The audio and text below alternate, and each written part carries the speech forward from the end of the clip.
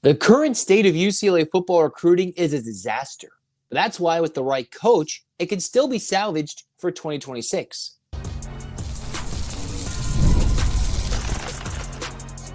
You are Locked On UCLA, your daily podcast on the UCLA Bruins. Part of the Locked On Podcast Network, your team every day.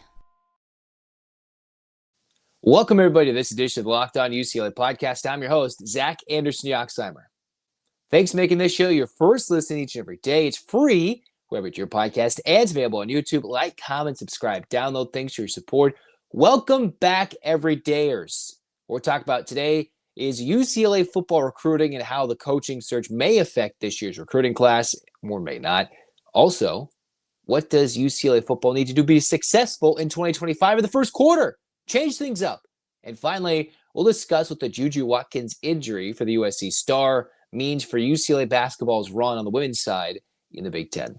This episode is brought to you by Game Time. Download the Game Time app, create an account, use the code LOCKEDONCollege for $20 off your first purchase. So what we're talking about today, let's take a look at the state of UCLA's 2026 recruiting.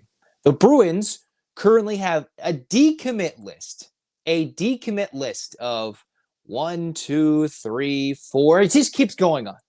Close to 10. I didn't have the number exactly, but the two latest decommits for UCLA, you had Santana Carlos and Xavier Stinson. So UCLA's national footprint is all but gone. Any of those guys that were wowed by Nico Iamaleava coming to UCLA, whether it be the transfer portal in the spring or UCLA's incoming surge from the summer to this current season for next year's class, that's all kind of gone. Even Micah Champ-Smith is preparing to go on visits elsewhere, just like a lot of these kids could and should go look at their options elsewhere. All right? We should all be accepting that, hey, it's acceptable to go look and say, yeah, you can go assess all the options you have while UCLA decides on a head coach. And this is where the Bruins made a mistake last time, right? Last time, Martin Jarmond tried to go out there and make a quick hire over a weekend. I remember I was gone for a weekend. One day you have Chip Kelly leaving on a Friday and then all of a sudden changing himself to become an Ohio State offensive coordinator. And then the next time on a Monday in the span of a weekend, you have Deshaun Foster surprising the players are being hired.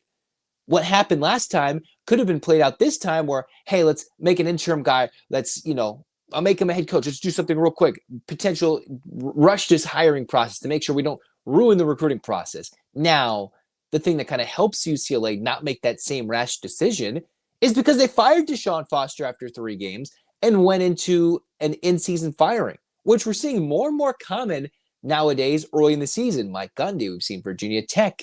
You would think Florida would be next if that's even the case. But there's been so many in-season firings, some of which I'm probably already forgetting, that you can throw one guy from here to there, everything in between for UCLA. So making a rash decision to go for a head coach that is a relationship with these guys, not the best thing. But looking at UCLA's decommit list, their highest rated recruit, including 24/7 Sports, you got Johnny Jones, gone. The Pula twins already decommitted a long time ago and then flipped to Utah, but they are decommits in this class. You have David Schwartzel, who is a 4-star product on the D-line from the state of Washington. Think about all those relationships and all those players UCLA is losing. You had Anthony Jones on the D-line. So your top 4 guys you've lost that have already flipped or are looking elsewhere, 3 of which were immediate guys that would have provided immediate help for the current struggles of this UCLA football team, which is the O-line and the D-line. Now, the problem is, and I've definitely talked with Brian Smith of the Locked On Portal podcast. He also does Locked On Seminoles. He saw from a year ago how Florida State went from respectable to cratering down to a rising September team before their double OT loss to, I think, Virginia the other night. And they got a lot more physical in the trenches in almost one offseason after an embarrassing year. So it is somewhat fixable to turn a team from out of nowhere to more physical. Indiana did it. They went and manhandled Illinois 2 weeks ago. And they're a year removed from a playoff push after they were 2 years removed now with Curt Cignetti from what was one of the worst seasons or worst little stretches of Indiana Hoosier football. So if UCLA comes in there and gets the right guy, all right, is it somebody who's got those recruiting ties? I've thrown in Tony White. Do you want to go big name and go Lane Kiffin? We could throw all these crazy names out there, but we need someone who can emphasize recruiting like Deshaun kind of was. Of all the things Deshaun Foster got wrong, recruiting was not one of them. Now, is it recruiting the right guys in the portal for this season?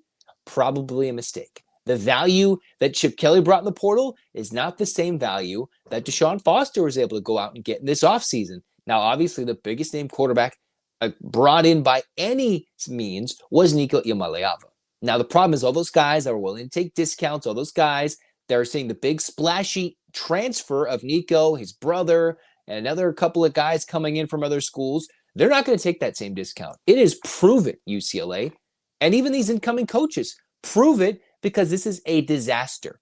So the importance for this coaching committee to go out there and find the guy with the right ties. Is it a former UCLA alum? I know that seems to be a tired method. It's been a true method in terms of how UCLA's handled the last few coaching searches. They went Carl Dwell, Rick Neuheisel, Deshaun Foster. In between there was a Jim Mora and a Chip Kelly, guys who were becoming big names or big names in their own right and had the most success. But the alums haven't been able to maintain success in the last 3 times. They just have not, unfortunately, seeing some of the most embarrassing losses of all time. With Carl Durrell, you have the Notre Dame loss when UCLA was at home.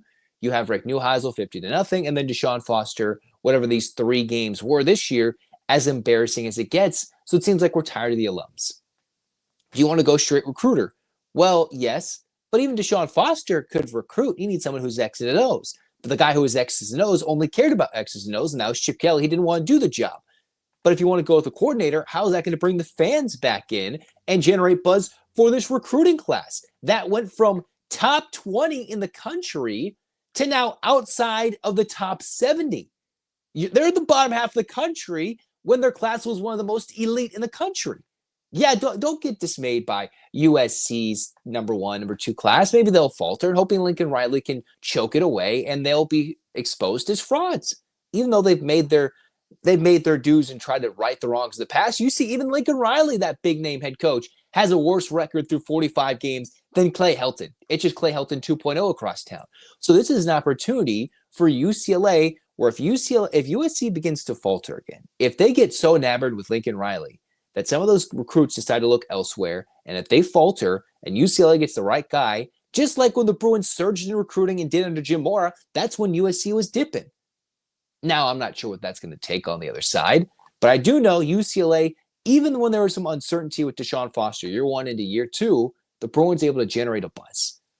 Now, there's plenty of options. I remember I wrote down in my notebook any guy literally connected from all sorts of sources, from the CBS Sports, the ESPNs, 24/7s, On 3s, our own Locked On Network, as to guys that could be connected to this job. And there's close to 20 to 25 to 30. Now, is there realistic? It's interesting with it being in season, so guys have to focus on their jobs and prove that they're not distracted by a new head coaching hiring this opening early in the season, assess the options that are available to them.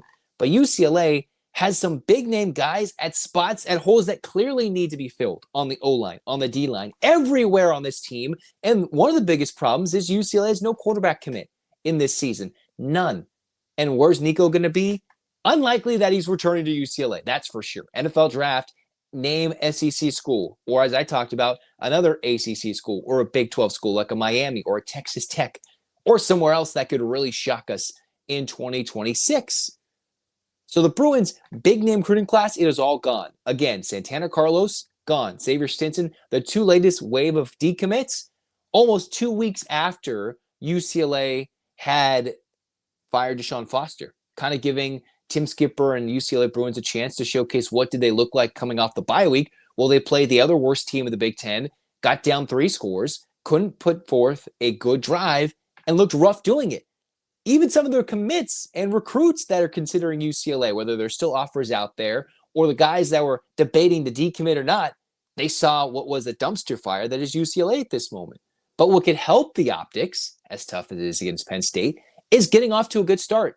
Can UCLA take a lead ever this season and avoid going 0-12? Well, the start is to have a first quarter score. Have they ever had a first quarter score in this 25 season? The answer is no. How can they fix it? How tough has it been? Let's discuss it next on Locked On UCLA. It's time to tell you about Quo, because one of the tools that helps makes a huge difference for business owner, it's Quo, formerly Open Phone, the same great business phone system you've heard me talk about before, just with the new name. Here's why it matters. Every missed call is money left on the table, and with every customer conversation, it counts. You need a phone system that keeps you connected 24/7. Quo is the #1 business phone system that streamlines the customer's communications, and it works right through an app on your phone or your computer. So no more carrying two phones or relying on a landline. And it's formerly known as Open Phone. Let your team share one number and collaborate on calls and texts like a shared inbox, so no customer gets left hanging. See why over 90,000 businesses trust Quo, formerly Open Phone.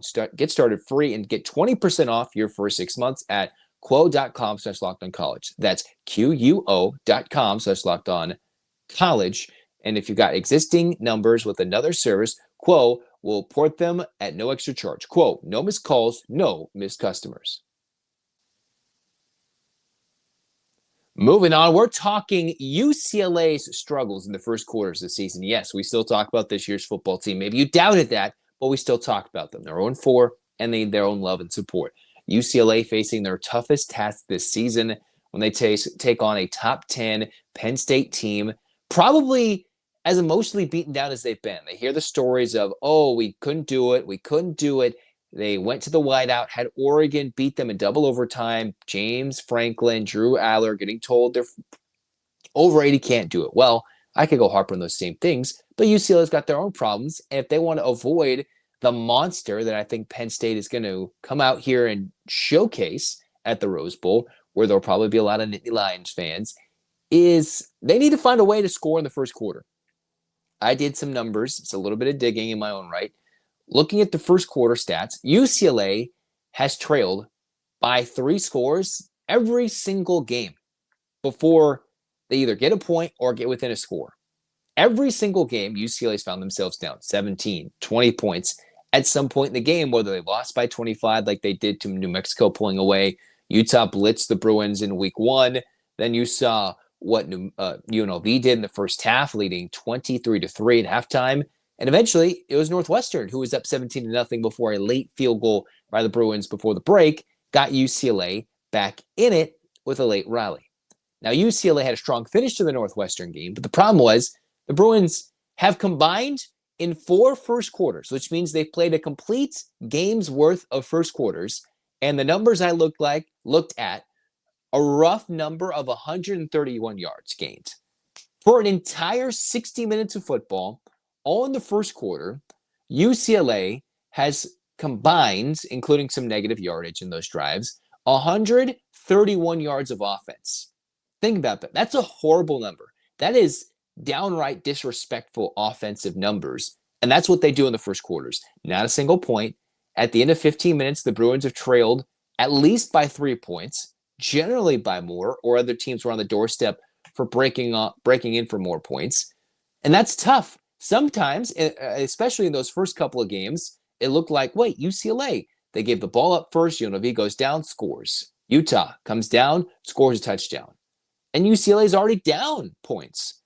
But then against New Mexico and Northwestern, UCLA certainly had the chance to get on the scoreboard first.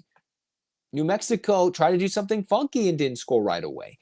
UCLA had the ball first against Northwestern, and still, sometimes you see teams and coordinators who are really good at scheming the scripted plays and not finding ways to adapt as the game evolves. UCLA hasn't proven to be able to do either one of those things. Now, defensively, a lot of great adjustments against Northwestern. They did almost nothing in the second half after UCLA was like, wait a minute, we can't stop you on the 3rd and 5 run up the middle. Well, that changed.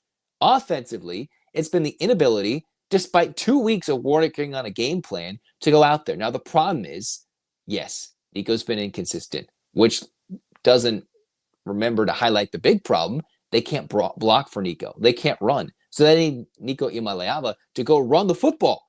When most teams probably wouldn't showcase that, they want him to throw the football and stay in the pocket a little more than what UCLA is doing. But the Bruins are so desperate offensively that 131 yards of meager offensive football in the first quarters of these first 4 games showcases that a bad start is how you don't put pressure on anybody. UCLA hasn't put a pressure on anybody. They're not even leading in these games. That's what's been so disappointing in this season. It's not 0-4. They were crushed once and 3 heartbreakers with a lead change or 2, and they can't close games. They're not starting them, let alone closing them. They're not winning these middle 8s. They're not winning the first 5s or the last 5s. They're winning none of it. And how UCLA needs to start is to get off to a good start. Worry about the finish and the adaptation later.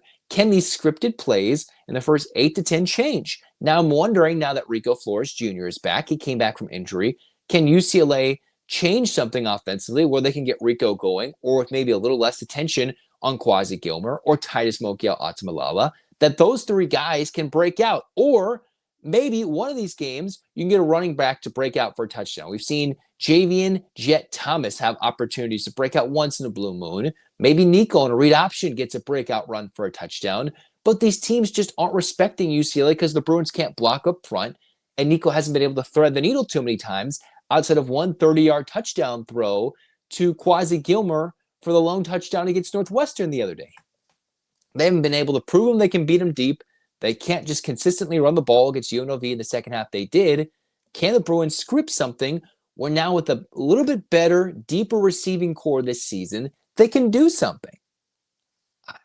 I would love to see what the Bruins can do to switch things around. But Rico's back, and I was wondering if the beginning of the game where he had a couple of catches, it was going to be like the Hawaii game where he had a big touchdown catch and 100 yards receiving before his injury knocked him out for a year plus of football, until we saw him at the near end of September in 2025 after not seeing him since September 2024. But you're going to need a better script to start the game. And maybe this is where UCLA has to be a little more creative. We've seen maybe a flea flicker or 2. We saw the Bruins go for it in 4th down, 4th and short on a fake punt. Their creativity is there. Can they do something like that that sustains a drive? The longest sustained, I think, most successful first quarter drive was the first one this season the Bruins had against Utah. When they went down, converted, were going for it again against Utah deep into Utes territory, not really in their own field goal range, and got stopped.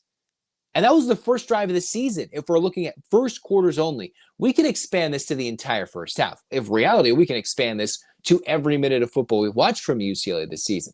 But to get to the point, first quarters, 0 points in 4 games. And they're not playing a murderer's row of opponents, all right? They're playing teams that have given up yards, that have given up points, like UNLV.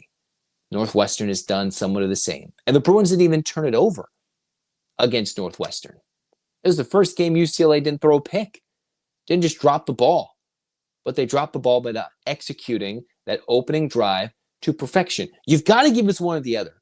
It's either the adjustments or a good start that pushes the Bruins a little further to success to get that one maybe win we can find on this schedule.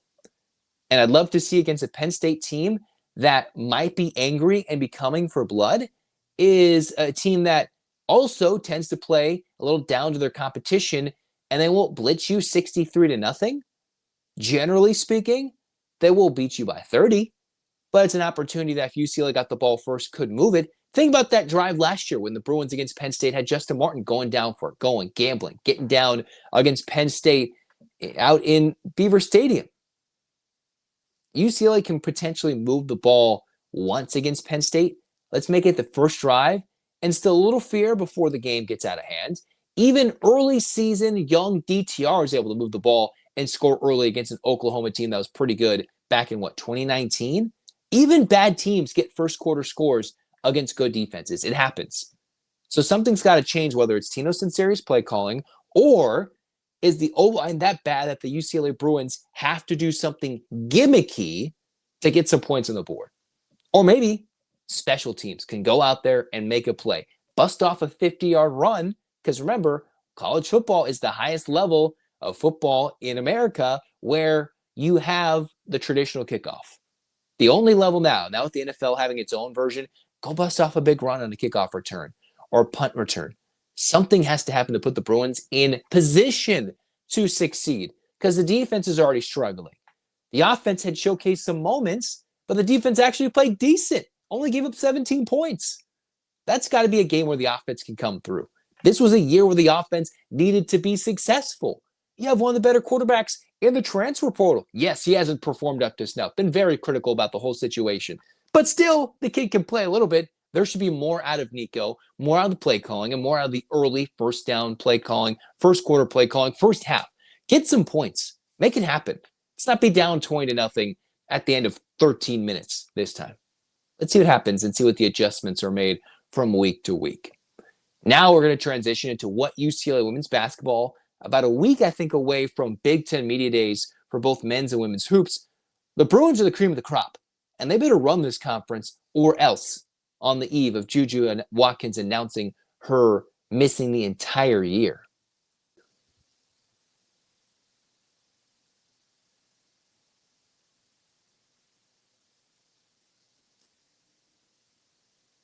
The NFL season is here, and FanDuel has an offer you don't want to miss. Right now, new customers can bet just $5 and get $300 in bonus bets if you win.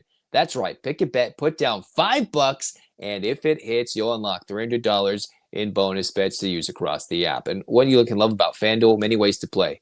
You can build parlays, you rock with the player props, or even follow those live lines during the games. And maybe you're seeing the Bruins, hey, they might cover. They might have backdoor cover. Maybe you're seeing some bad beat segments. Hey, rock with it and go with FanDuel. So what are you waiting for? Visit FanDuel.com to download the FanDuel app today and get started.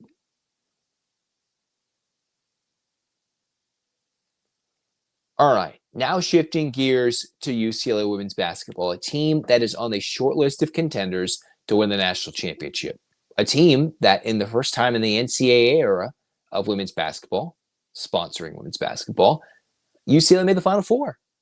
Very successful season. Dreadful, absolutely dreadful ends. Dreadful end, getting blitzed by UConn, who, of course, went out, won another championship for Gino, got Paige the big send-off. Well, you know whose turn it is to get a big send-off this year? It's Lauren Betts. It's the remaining members of that senior class, some of which have transferred out, including a London Jones, some of which of that impressive transfer class from a couple years ago or last year gone, all of last year's freshman class gone. But it is a team that has more depth in terms of super talent, but less depth from top to bottom roster playability. All right. Now you've seen some softball stars come into the program like Megan Grant. You bring in Lauren Betts. You have the hopefully growth from junior to senior year Kiki Rice, Charlize Ledger-Walker. So for Charlize, can she come back after missing the game for almost 2 years? What's it like for Gianna Neepkins to run into the fold in this one? Dugalit coming back for a 6th year. Let's not forget Jaquez coming through. Gabs, all gas Gabs coming through for another time with this team. This is a team that should not lose in the Big Ten. The only team UCLA lost to last year was USC, who brought in some transfers to help Juju and was a top 4 team in the country. And with the healthy Juju, they went into Connecticut and beat UConn with a healthy Juju. Well, Juju Watkins just came out and said she's missing the season. A horrific injury at the worst possible time for a college basketball player to suffer one in the NCAA tournament that cost the team's chance to compete and ruins her chances, in this case, of playing a full another season. So in her eyes, yes, she's going to miss almost 2 years, the most important time in March, and this season she announced she's missing it. And unfortunately, we've seen that in the women's game recently. Some of the biggest name stars missing a full year. Even Paige Beckers did something. Juju. But Juju's going to have her time to shine. All right? She can get fully healthy. And this is UCLA's chance. And the best thing they can say with this senior group, the last chance they got to play USC and Juju at full strength in the Big Ten tournament championship game, the Bruins took it to them. They were just gritty, grinded out the victory, and earned it and earned the number 1 overall seed. But you know what number 1 overall seeds haven't done? Get blown out in the Final Four like they did. So they have a mission. They have brought in players from the Big 12, brought in players over from former Pac-12 rivals who beat them in their own Pac-12 tournament championship game like Ledger-Walker did with Washington State. But they have assembled a miniature, I don't want to say super team, but a team that is capable of winning national championship that I think is much better than South Carolina, that can maybe compete a little bit better with UConn because they were much faster with their guard-heavy lineup despite Betts putting up numbers. You bring in the new freshmen coming in, the 2 or 3 freshmen incoming with this UCLA class, and UCLA should not lose a game in the Big Ten. They should not. They only lost to USC twice last year, and they shouldn't lose this year. Now, obviously, USC can come out. It'll be an emotional affair with London Jones wearing USC jersey, USC across her chest on her jersey. That would be unfortunate to see. But there's going to be so many reunions. UCLA gets to face all the former Bruins who transferred out next year in the non-conference schedule, whether it be in Vegas, whether it be in conference play, or they can go play like they're going to play Tennessee in the non-conference early at Pauley Pavilion. The Volunteers, who were the last team to knock off UConn last year, later in the season in a non-conference tilt. All right?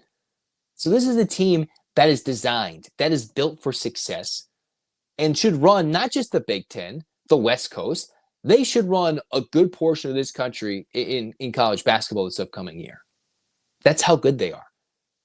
They shouldn't lose in their 18-game Big Ten schedule. UCLA has got some tough games in Vegas. I know, I forget if they're playing Duke first. They have some of the non-conference matchups when they have that little Players Era Festival, the 4-team battle the Bruins are going to have around Thanksgiving or mid-November. I forget the dates exactly, when they could potentially have a battle with a South Carolina or Texas. But the Bruins get through that first game. They're a team that, the way I'm looking at it, could realistically be undefeated until the Big Ten tournament or the NCAA tournament. That's how good this team is. If they survive November undefeated, take down Tennessee, I think that game's in late December is when they posted it, then UCLA should go undefeated in Big Ten play and the Big Ten tournament. Now, there's going to be a lot of teams that are going to take this and be like, Zach, you're an idiot. We're going to go out and knock them off. And some of these arenas are going to be packed full of rabid fan bases that, regardless of the men's team or the women's team, they're going to fill out those arenas and showcase their support, where Pauley Pavilion just has not in recent seasons, although they've been doing in growing numbers for this UCLA women's team that I think should be preseason number 1, although they'll probably be preseason 2, 3, or 4 at some point. They're on that 4 to 5 team list of championship contenders, and I think it will be UCLA cutting down the nets. They have that team. It's going to come down to that third weekend. It will come down to the matchup in the Elite Eight if UCLA is a very tough matchup. Last year, UCLA got to exercise some demons when they took out LSU. Now, can they do the same thing with UConn, although no Paige Beckers, but with Sarah Strong and company, who's one of the best players in college basketball? But UCLA has the player who is the probably early favorite to win Player of the Year. Any award, name it. It's Lauren Betts. You've got more shooting help around here, players that I've probably even forgotten to mention, like Tamia Gardner, who was one of the focal points for UCLA's victory over LSU. And they've now built pieces and brought in pieces via the transfer portal to go out there and beat the UConns of the world. And it's going to come down to 40 minutes of basketball in March, where UCLA is a team that, quite frankly, is not preseason number 1, but is more likely and most likely going to be, for the second straight year, a team that is undefeated for the longest in the regular season in the whole sport. It very well could be. Maybe we get a blessing and we see multiple teams unbeaten in a route super battle in this Final Four or the national championship. I'm not sure. But if USC doesn't have Juju, I don't see any Big Ten team capable of beating UCLA just on paper, which is, all we talk about in this offseason nonsense. But the Bruins clear-cut favorites. Lauren Betts, Big Ten Player of the Year, should be National Player of the Year, Wooden Award winner. Put all that together. The Bruins should fill the first team all Big Ten full of Bruins and go out there and cut the nets multiple times for Big Ten tournament champs to get to the Final Four and ultimately lifting the national championship trophy for the first time in UCLA's NCAA era as a women's college basketball program and give Cora Close that championship she needs. Because this is a team that's designed to win this year. I'm not sure what the future holds. I'm not sure what she's going to do in the transfer portal, but this is a team that's as good, if not the best, UCLA has seen ever, if not many decades. All right? I'm sure Ann Myers, Drysdale now, would probably have some qualms with me saying that, but this is a team that is designed to win this year. Let's go make it happen. Let's go make it happen. Get your hands up, Bruins fans. We're going to talk more UCLA football coaching openings. We'll have our crossover with Penn State of Zach Seiko and I, the Battle of the Zacks.